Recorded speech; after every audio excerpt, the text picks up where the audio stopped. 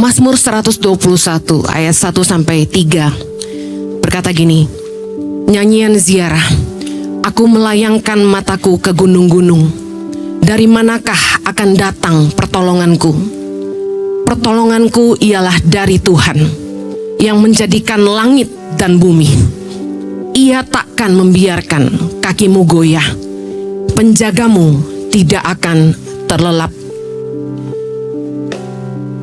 Katakan, pertolonganku satu-satunya cuma Tuhan.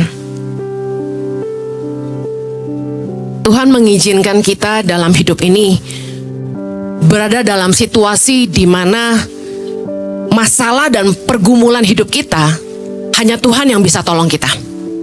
Berapa banyak Anda yang pernah berada di posisi itu? Saya boleh lihat tangannya? Pernahkah Anda berada di satu keadaan di mana Anda terjepit, Anda terpuruk, gak ada yang bisa bantu Anda, dan Anda tahu yang Anda butuh cuma Tuhan? Saya dan suami ngalamin sering kali di mana kita berada di posisi yang kita gak bisa ngandalin siapa-siapa dan cuma Tuhan. Dan saya mau bilang gini, berbahagialah kalau Anda ada di posisi itu. Kenapa? Karena Anda akan berjalan dalam kemustahilan. Katakan amin. Tuhan sedang membawa Anda untuk berjalan dalam mujizat Tuhan. Tuhan sedang akan menyatakan perbuatan-perbuatannya yang ajaib dalam hidup Anda. Katakan amin. Hanya di saat gak ada yang bisa tolong kita, bahkan kekuatan kita sendiri gak mampu, disitulah kita akan melihat kuasa Tuhan bekerja dan mujizatnya dinyatakan dalam hidup kita. Hari ini saya dan suami berjalan dalam kemustahilan. Orang bilang gak mungkin bisa menolong ribuan anak di Indonesia, sementara kita bukan orang yang kaya raya. Gereja juga baru jalan hampir 2 tahun.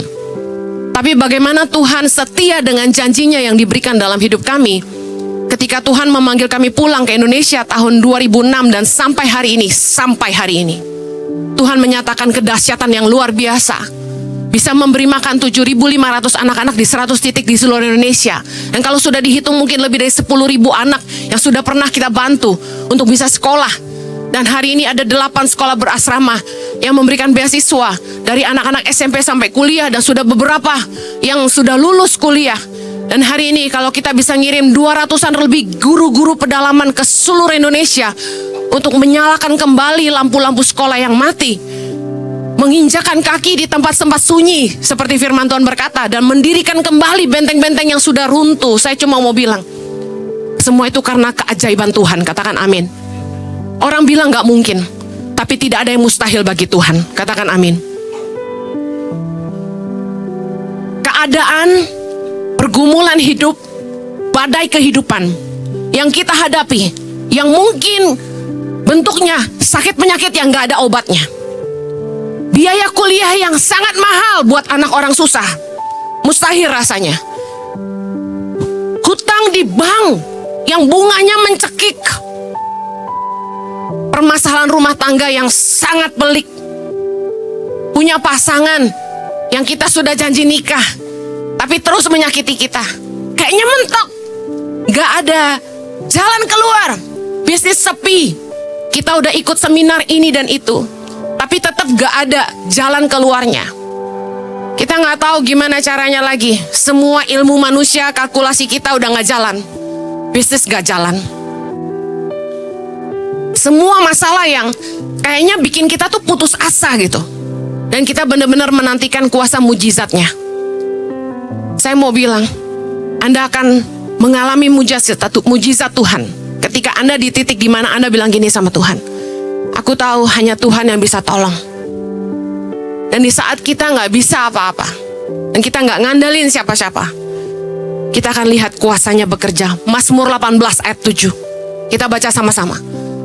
Ketika aku dalam kesesakan, aku berseru kepada Tuhan, kepada Allahku, aku berteriak minta tolong. Ia mendengar suaraku dari baitnya. Teriakku minta tolong kepadanya sampai ke telinganya. Kalau Anda dalam kesesakan, firman Tuhan berkata, berserulah kepada Tuhan. Tahukah Anda bahwa Tuhan itu penolong dalam kesesakan sangat terbukti. Waktu kita benar-benar sesak, gak ada jalan keluar, di saat yang tepat kita memanggil Tuhan.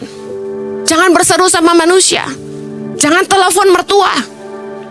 Jangan Jangan cari bala bantuan kemana-mana. Orang yang mengandalkan Tuhan nggak tengok kanan kiri waktu dia menghadapi masalah. Dia lihat ke atas. Tuhan satu-satunya penolongku yang setia. Penolong dalam kesesakan sangat terbukti. Katakan sama-sama, Tuhan adalah penolongku yang setia. Penolong dalam kesesakan sangat terbukti. Saya rasa orang Kristen kalau tanpa badai kehidupan, tanpa masalah, tanpa pergumulan, kita nggak akan pernah belajar mengandalkan Tuhan.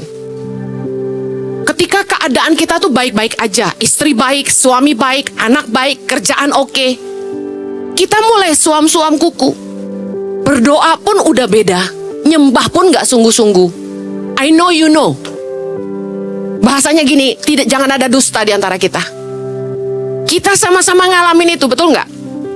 Beda nggak waktu kita dalam pergumulan? Beda nggak cara kita cari Tuhan? Lebih sungguh-sungguh nggak? Waktu kita doa lebih sungguh-sungguh nggak? Waktu kita nyembah lebih sepenuh hati nggak? Kenapa? Karena kita lagi penuh kesesakan. Kita tahu penolong kita cuma Tuhan.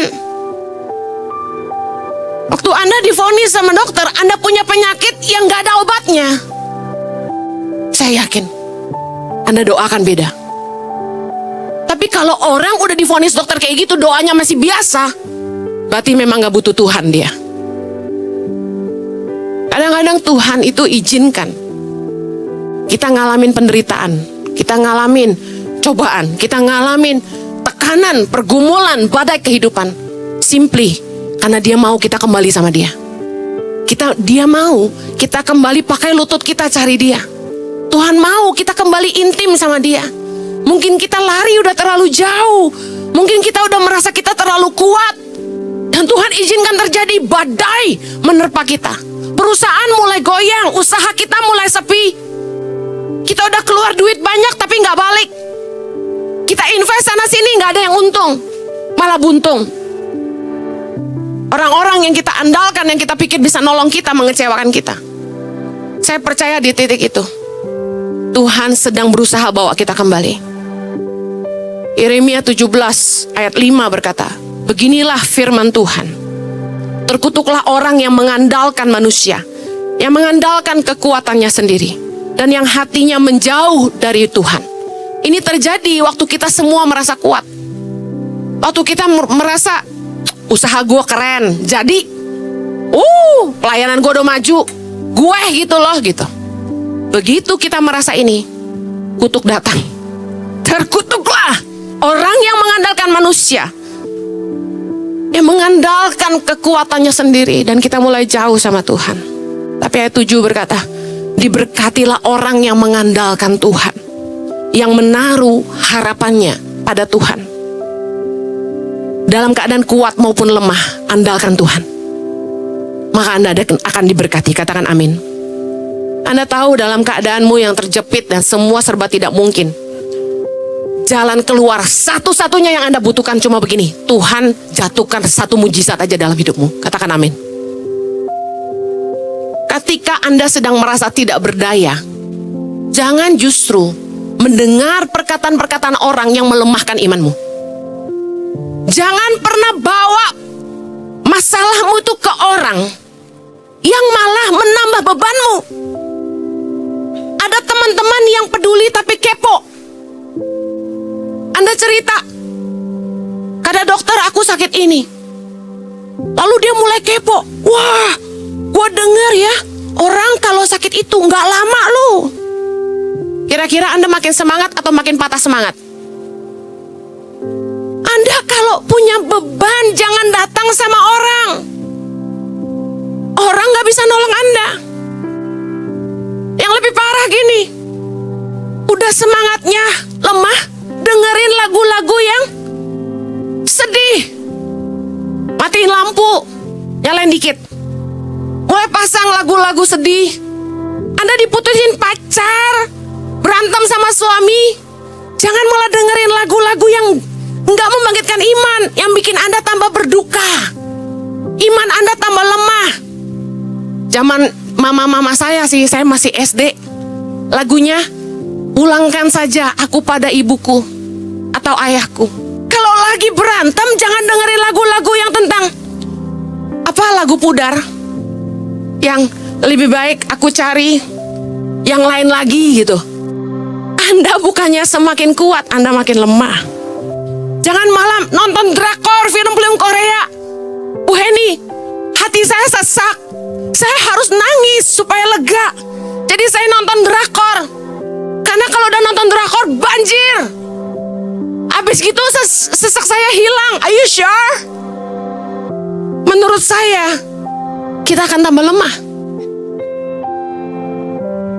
Di saat kita lemah, yang kita harus lakukan adalah gini. Perkatakanlah firman Allah. Katakan amin.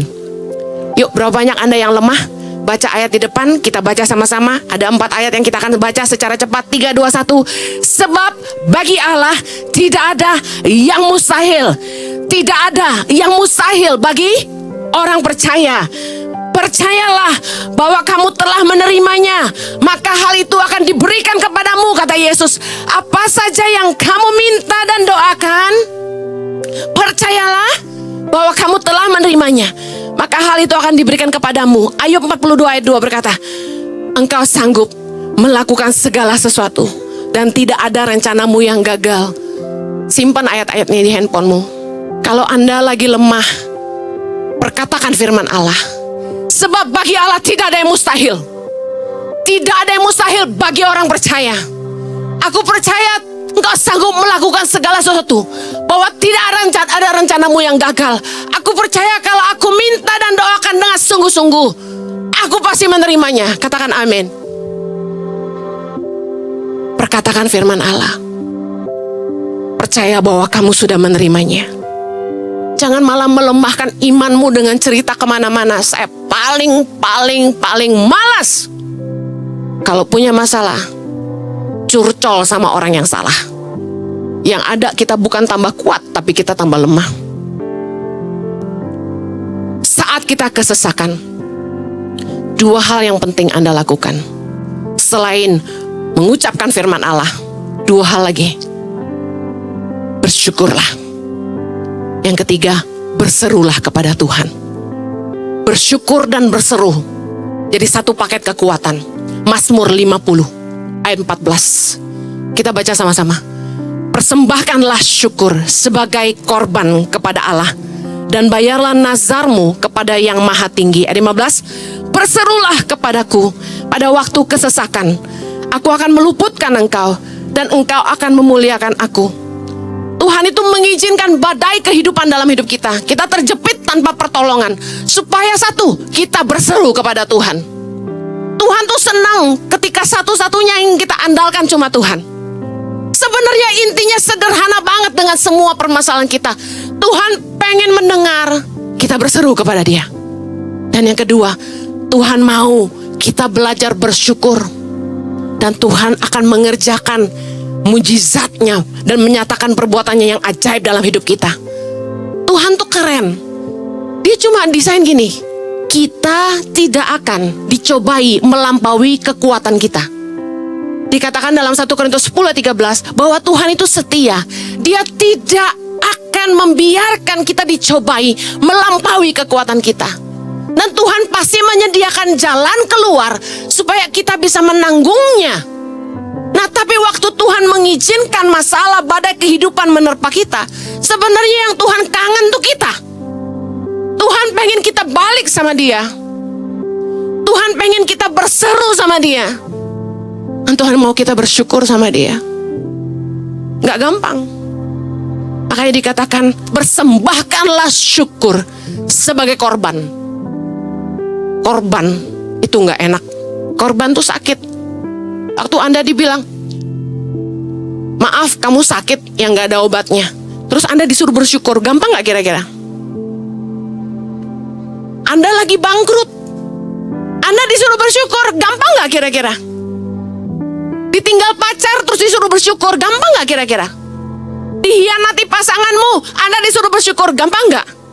Gak gampang, tapi itu korban persembahan kita bagi Allah. Baik gak baik, mengucap syukurlah. Amin.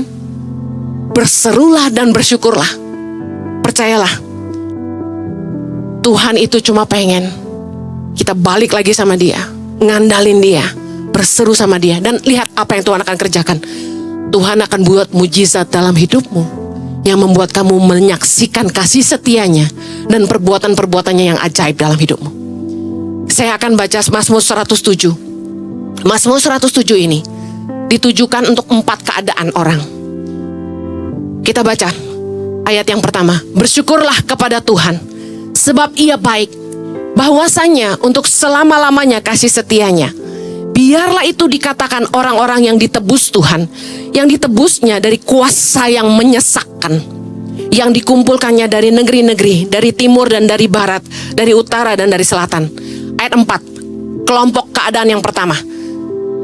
Ada orang-orang yang mengembara di padang belantara, jalan ke kota tempat kediaman orang tidak mereka temukan. Mereka lapar dan haus, jiwa mereka lemah lesu di dalam diri mereka. Ayat ini berbicara kepada orang-orang yang merasa terhilang, feeling lost. Orang-orang yang gak tentu arah, gak tahu tujuan hidupnya. Tuhan mau mereka berseru kepada Tuhan. Ayat ke-6, maka berseru-serulah mereka kepada Tuhan dalam kesesakan mereka, dan dilepaskannya mereka dari kecemasan mereka. Ayat 7, dibawanya mereka menempuh jalan yang lurus sehingga sampai ke kota tempat kediaman orang. Ayat 8, biarlah mereka bersyukur kepada Tuhan karena kasih setianya, karena perbuatan-perbuatannya yang ajaib terhadap anak-anak manusia. Sebab dipuaskannya jiwa yang dahaga, dan jiwa yang lapar dikenyangkannya dengan kebaikan. Lihat, orang-orang yang ngerasa hidupnya kosong, gak punya arah tujuan, Tuhan cuma panggil mereka supaya mereka berseru kepada Tuhan, dan Tuhan yang memberikan kelegaan buat mereka. Kelompok yang kedua, Mazmur 107 ayat 10. Ada orang-orang yang duduk di dalam gelap dan kelam, terkurung dalam sengsara dan besi, karena mereka memberontak terhadap perintah-perintah Allah dan menista nasihat yang maha tinggi. Maka ditundukkannya hati mereka ke dalam kesusahan. Mereka tergelincir dan tidak ada yang menolong. Ayat ini bicara untuk orang-orang yang Tuhan izinkan masalah terjadi dalam hidup mereka karena mereka hidup dalam dosa. Dikatakan mereka duduk dalam gelap, dalam kelam, terkurung dalam sengsara bersih. Mereka berontak terhadap perintah-perintah Allah dan menista nasihat yang maha tinggi. Orang-orang yang terlalu sombong sama Tuhan, orang-orang yang suka melawan Tuhan, gak mau taat sama firman Tuhan. Apakah mereka dihukum Tuhan? Bukan. Tuhan mengizinkan mereka diterpa kesusahan, diterpa masalah. Mereka tergelincir dan gak ada yang tolong mereka. Karena apa? Karena Dia setia. Ayat 13, maka berseru-serulah mereka kepada Tuhan dalam kesesakan mereka, dan diselamatkannya mereka dari kecemasan mereka. Dibawanya mereka keluar dari dalam gelap dan kelam, dan diputuskannya belenggu-belenggu mereka. Biarlah mereka bersyukur kepada Tuhan karena kasih setianya, karena perbuatan-perbuatannya yang ajaib terhadap anak-anak manusia. Sebab dipecahkannya pintu-pintu tembaga dan dihancurkannya palang-palang pintu besi. Kalau Anda ngerti dari ayat-ayat ini menceritakan gini, semua keadaan kita yang jauh dari Tuhan, Tuhan izinkan masalah terjadi cuma satu, supaya kita berseru sama Tuhan. Dan immediately setelah kita berseru sama Tuhan, Tuhan menolong kita. Lagi satu lagi, Mazmur 107 ayat 23. Ada orang-orang yang mengarungi laut dengan kapal-kapal, yang melakukan perdagangan di lautan luas. Mereka melihat pekerjaan-pekerjaan Tuhan dan perbuatan-perbuatannya yang ajaib di tempat yang dalam. Ayat 25. Ia berfirman, maka dibangkitkannya angin badai yang meninggikan gelombang-gelombangnya. Mereka naik sampai ke langit dan turun ke samudera raya. Jiwa mereka hancur karena celaka. Mereka pusing dan terhuyung-huyung seperti orang mabuk dan kehilangan akal. Ayat ini bicara buat siapa? Ayat ini bicara buat orang-orang yang usaha dan bisnisnya mengalami jalan buntu, diterpa badai masalah dan gak ada yang bantu. Kalau kita perhatikan ayat ini, dibangkitkannya angin badai yang meninggikan gelombang-gelombang. Kira-kira masalah itu datang dari mana? Tuhan izinkan. Orang-orang yang ngandalin kekuatannya sendiri, mereka pikir mereka hebat, uang banyak, pintar. Mereka gak lagi ngandalin Tuhan. Tuhan izinkan badai menerpa bisnis mereka. Akhirnya yang mereka bisa andalkan cuma Tuhan. Saya sama Pastor Jojo menyaksikan para bisnismen hebat, orang-orang kuat, ketika mereka diterpa badai kehidupan, akhirnya datang kemana? ke pendeta. Akhirnya datang ke gereja. Pak Jojo doakan saya, Bu Heni doakan saya. Bisnis saya nggak jalan. Warisan dari orang tua begitu banyak habis. Tolong kami, doakan kami. Dan saya menyaksikan ketika orang-orang itu jadi kuat, mereka mulai lupa Tuhan. Tapi ketika mereka diterpa badai kehidupan, usaha mereka mampet. Manusia itu kan cuma satu yang bisa membuat mereka berubah. Uang. Makanya rasa nyaman kita diusik Tuhan. Orang-orang yang ngerasa mereka hidup tanpa Tuhan, mereka bikin dosa seenaknya. Tadi kita baca, Tuhan sengaja membuat mereka susah supaya mereka berseru lagi sama Tuhan. Pelajaran apa yang kita mau petik? Jangan sampai masalah datang, kesusahan menerpa, badai kehidupan memporak-porandakan kapal usahamu. Belajarlah mengandalkan Tuhan. Karena tujuan Tuhan cuma satu. Kenapa badai kehidupan diizinkan dalam hidup kita? Supaya kita mengandalkan Tuhan. Supaya kita balik lagi sama Tuhan. Berseru sama Tuhan. Dan secepat itu Tuhan menolong kita. Hari ini Anda yang dalam kesesakan, dalam masalah bisnismu gak jalan, rumah tanggamu porak-poranda, hidupmu susah, kamu terhilang, kamu gak tentu arah, gak tahu hidupmu mau kemana lagi. Saya mau kasih tahu, cepat-cepatlah berbalik kepada Tuhan. Karena secepat itu juga Tuhan akan berbalik menolong kamu. Katakan amin. Firman Tuhan ini kelihatannya panjang, tapi cuma intinya satu. Tuhan ingin kita semua balik lagi sama Tuhan. Di tengah-tengah kenyamanan, kita seringkali meninggalkan Tuhan. Ketika kita merasa kita kuat dan kita mengandalkan kekayaan, kita meninggalkan Tuhan.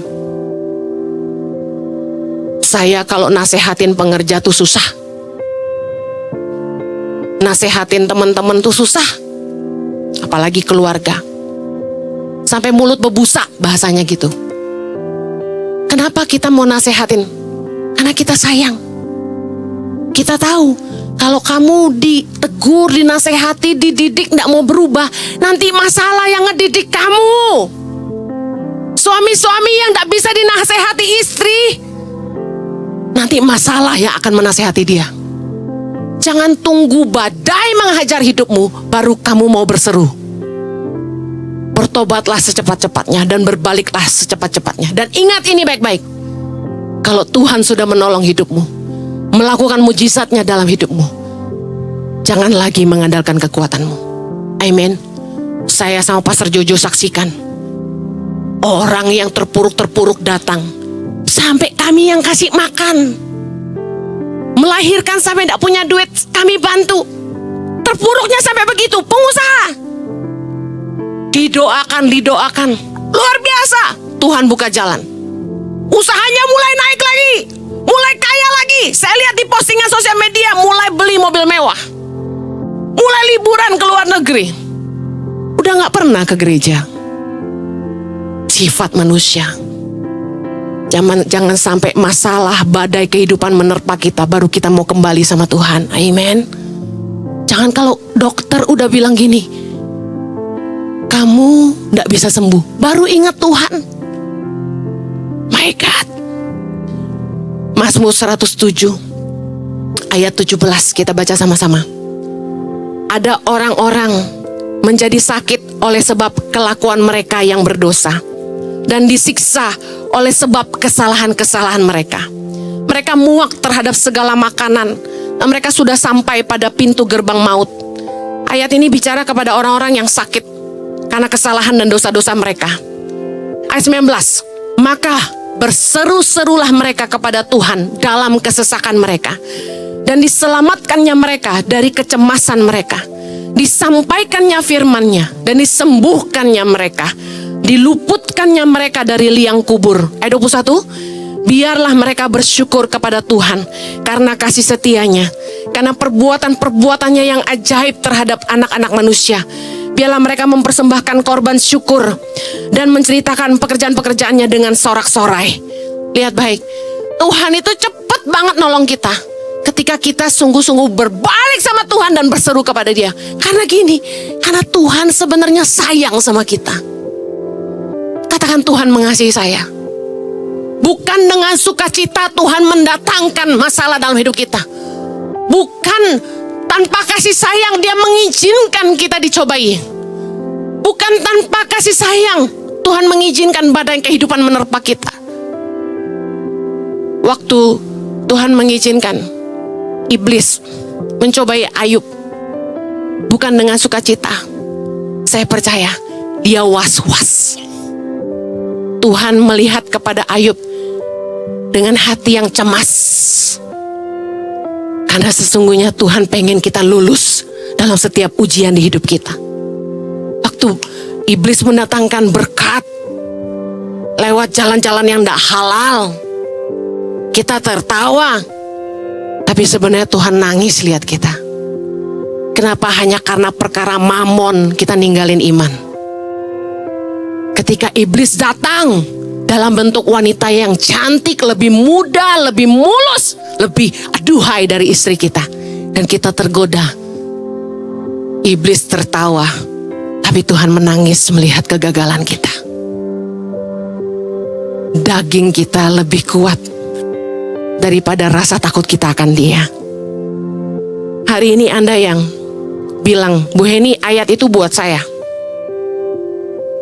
Saya hidup dalam dosa. Saya hidup dalam kesia-siaan. Dan karena kesalahan-kesalahan saya, hari ini saya diizinkan Tuhan sakit. Sederhana. Tuhan izinkan kita sakit supaya kita bertobat dari dosa kita, berbalik dari jalan-jalan kita yang salah. Firman Tuhan tadi jelas berkata, salah satu penyebab penyakit dalam hidup kita adalah karena dosa dan kesalahan kita sendiri. Ada orang-orang menjadi sakit oleh sebab kelakuan mereka yang berdosa dan disiksa oleh kesalahan-kesalahan mereka. Kalau saya pikir-pikir, zaman sekarang ini lebih banyak anak-anak yang terkena ADHD dibandingin zaman dulu. Kita temukan banyak anak-anak autism. Why? Karena makanan yang kita konsumsi tidak sesehat dulu. Kita beliin anak-anak kita, saya bilang kita karena saya juga. Kita beliin semua yang serba instan. Kenapa? Zaman dulu emak-emak kita harus masak sop pakai kaldu ayam kental dengan tulang ayam yang banyak, lalu di blender buat anaknya makan dengan wortel dan brokoli dengan buncis. Zaman sekarang ibu-ibu muda maunya instan. Beli aja yang botolan, yang tepung-tepung tinggal campur air panas, mama. Ribet. Apa yang terjadi sama anak-anak kita? Zaman dulu nggak ada iPad, nggak ada HP yang bisa gini, zet, zet, zet. Jadi emak-emak ngajarin anaknya ngomong, mama, papa, dada. Kita ngajarin anak kita melafal A, B, C, A, I, U, E, O. Benar nggak sih? Emak-emak nguncirin anaknya sendiri. Kreatif. Hari ini kayak tanduk rusa. Besok kayak pohon kelapa. Besok lagi kayak ekor kuda. Hari ini, Mbak, kuncirin. Anak bawel main iPad, nyalain handphone.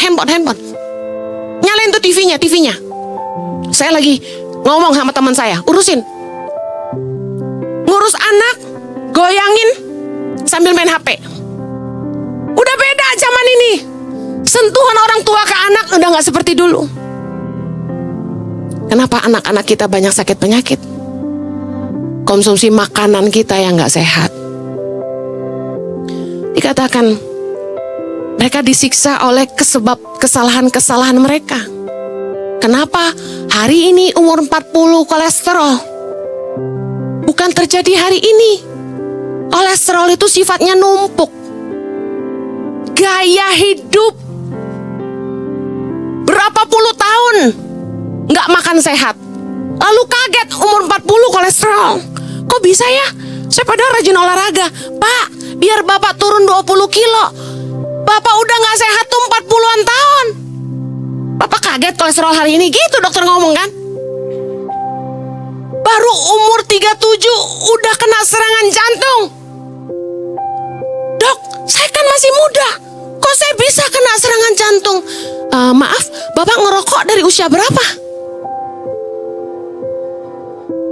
Karena kesalahan-kesalahan mereka, penyakit datang Pertama karena dosa, kedua karena kesalahan kita sendiri. Makan tidak sehat, tidak jaga diri, sukanya yang micin-micin, yang asin-asin. Lalu Anda terkejut kenapa Anda darah tinggi. Sukanya yang manis-manis. Kalau makan kue tart, menteganya dimakan semua. Anda tahu nggak? Mentega kue tart ulang tahun itu mau dicuci aja susah. Benar nggak ibu-ibu? Nah itu Anda masukin ke tenggorokan, nyangkut. Di usus nyangkut, di lambung nyangkut. Gimana cucinya? Ayo bijaksana dengan hidupmu. Amen. Yuk, jangan hidup dalam dosa lagi. Yuk, bijaksanalah dengan hidupmu. Dan yang paling penting ini, jangan berbuat dosa lagi. Yesus mesen-mesen supaya kita jangan berbuat dosa lagi. Ingat ketika perempuan yang kedapatan berzina, Yesus pesan apa sama dia? Pergilah dan jangan berbuat dosa lagi. Mulai dari sekarang. Laki-laki yang sakit 38 tahun, lumpuh. Yesus pesan apa sama dia? Sekarang kau telah sembuh. Pergilah dan jangan berbuat dosa lagi. Supaya jangan terjadi padamu yang lebih buruk. Listen. Semua Tuhan izinin terjadi. Supaya kita bertobat sungguh-sungguh. Hari ini, berapa banyak saudara yang saya nggak tahu keadaanmu. Banyak wajah-wajah yang kelihatannya nggak ada masalah. Tapi cuma Tuhan yang tahu. Apa pergumulan hidupmu hari ini? Yang kamu tahu, cuma Tuhan yang bisa tolong. Cuma Tuhan yang sanggup tolong saya. Saya mau bilang, mungkin penyakitmu tidak ada obatnya. Tapi Tuhan sanggup menolong kamu. Katakan amin. Hari ini mungkin Anda penuh pertanyaan. Tuhan, kenapa hidupku banyak masalah? Kenapa aku usaha apapun gak jalan? Kenapa Tuhan izinin aku ditinggal pasangan? Seringkali kita nanya Tuhan padahal kita gak ingat kesalahan kita sendiri. Apa yang kita tabur di belakang sampai kita harus nuai apa yang di depan? Banyak orang yang ngutang sana sini, terlilit hutang sampai menyesakkan, lalu berseru-seru sama Tuhan. Bahkan gak sedikit yang minta tolong kanan kiri, bayarin utang gua. Lah hang on a minute, waktu kamu pinjam uang itu kamu pakai buat apa? Kenapa orang lain yang harus bayar? Apa yang kita hadapi hari ini adalah taburan kita di belakang. Kalau kita tidak bijak mengelola kehidupan, tidak bijak mengelola keuangan, kita foya-foya, senang-senang, menggampangkan segala sesuatu. Gak heran hari ini susah, kan gitu. Kalau di belakang kita tidak pernah ngasih waktu sama pasangan, tidak ngasih waktu buat anak kita. Kita sibuk dengan teman-teman, sibuk dengan usaha kita. Yang kita cari cuma uang. Lalu kita hari ini tua dan kita kesepian. Dan kita bertanya, kok anak-anak kita nggak tahu diri semua? Kok pasangan kita enak-enak aja ninggalin kita? Well, apa yang kita tabur di belakang? Pada kehidupan, memang Tuhan izinkan. Tapi semua terjadi bukan karena kebetulan. Pertama karena taburan kita sendiri. Yang kedua karena kita mengandalkan kekuatan kita sendiri. Yang ketiga karena kita melupakan Tuhan, sumber kekuatan kita. Amen. Berapa banyak saudara yang hari ini sakit. Saya rindu Anda menaruh tangan kananmu di dada. Saya ingin kita berdoa sama-sama. Mazmur 86. Doa minta pertolongan. Anda yang butuh pertolongan Tuhan, apapun masalahmu pagi ini, pejamkan matamu dan kita doa sama-sama. Sendengkanlah telingamu ya Tuhan. Jawablah aku, sebab sengsara dan miskin aku. Peliharalah nyawaku, sebab aku orang yang Kau kasihi. Selamatkanlah hamba-Mu yang percaya kepadamu. Engkau adalah Allahku. Kasihanilah aku ya Tuhan. Sebab kepadamu-lah aku berseru sepanjang hari. Buatlah jiwa hamba-Mu bersukacita. Sebab kepadamu-lah ya Tuhan ku angkat jiwaku. Sebab Engkau ya Tuhan baik dan suka mengampuni dan berlimpah kasih setia bagi semua orang yang berseru kepadamu. Pasanglah telinga kepada doaku ya Tuhan. dan perhatikanlah suara permohonanku. Pada hari kesesakanku, aku berseru kepadamu, sebab Engkau menjawab aku. Tidak ada seperti Engkau di antara para Allah, ya Tuhan. Dan tidak ada seperti apa yang Kau buat. Segala bangsa yang Kau jadikan akan datang sujud menyembah di hadapan-Mu, ya Tuhan, dan akan memuliakan nama-Mu. Sebab Engkau besar dan melakukan keajaiban-keajaiban. Engkau sendiri saja Allah. Tunjukkanlah kepadaku jalan-Mu, ya Tuhan, supaya aku hidup menurut kebenaran-Mu. Bulatkanlah hatiku untuk takut akan nama-Mu. Aku hendak bersyukur kepadamu, ya Tuhan Allahku, dengan segenap hatiku, dan memuliakan nama-Mu untuk selama-lamanya. Sebab kasih setiamu besar atas aku, dan Engkau telah melepaskan nyawaku dari dunia orang mati yang paling bawah. Ayat 17 kita baca sama-sama. Lakukanlah kepadaku suatu tanda kebaikan, supaya orang-orang yang membenci aku melihat dengan malu bahwa Engkau, ya Tuhan, telah menolong dan menghibur aku. Bapa, pagi hari ini kami bawa segala pergumulan, beban kehidupan kami, dan kesesakan kami di hadapan Tuhan. Kami mengangkat tangan kami di hadapan-Mu dan mau bersyukur kepadamu. Dan kami mau percaya lagi kepadamu. Kami mau berseru-seru kepadamu, karena Engkaulah penolong kami, Tuhan. Terima kasih Bapa.